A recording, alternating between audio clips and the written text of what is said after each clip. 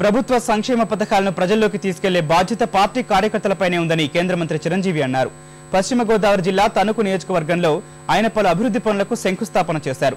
రైతులకు హెక్టార్కు 10,000 రూపాయల input subsidy ఇచ్చిన ఘనత కాంగ్రెస్ కే దక్కిందన్న చిరంజీవి రైతు సంక్షేమానికి కట్టుబడి ప్రభుత్వం పనిచేస్తోందన్నారు. భవిష్యత్తులో పార్టీ అమలు చేసే పథకాలను దృష్టిలో ఉంచుకొని ప్రజారాజ్యాన్ని కాంగ్రెస్ లో విలీనం చేసినట్లు చెప్పిన ఆయన అందుకు ఆనందపడుతున్నానని తెలిపారు.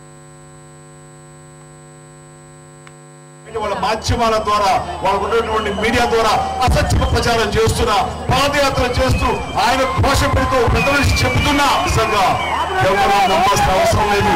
మీరు ఏమో ఒకవేళ అన్యాయం జరిగిపోతున్నామని బెదిరిపోయి పైపోవాల్సిన అవసరం లేదు. ఎస్, ఒక ప్రజా సంక్షేమం అభివృద్ధి రెండు కనులుగా చేసుకుని కాంగ్రెస్ ప్రభుత్వం అన్ని రకాలుగా ముందుంది. కాబట్టి ఏవైతే సంక్షేమ పథకాలు ఉన్నాయో, ఏవైతే ప్రజా ప్రయోజన పథకాలు ఉన్నాయో అలాంటి వాటిని ప్రజల్లోకి మరీ తీసుకువెళ్ళడానికి ప్రతి ఒక్క కార్యకర్త కూడా ప్రజల్లోకి తీసుకెళ్ళడానికి ప్రతి క్షణం అనుక్షణం చేయాలి.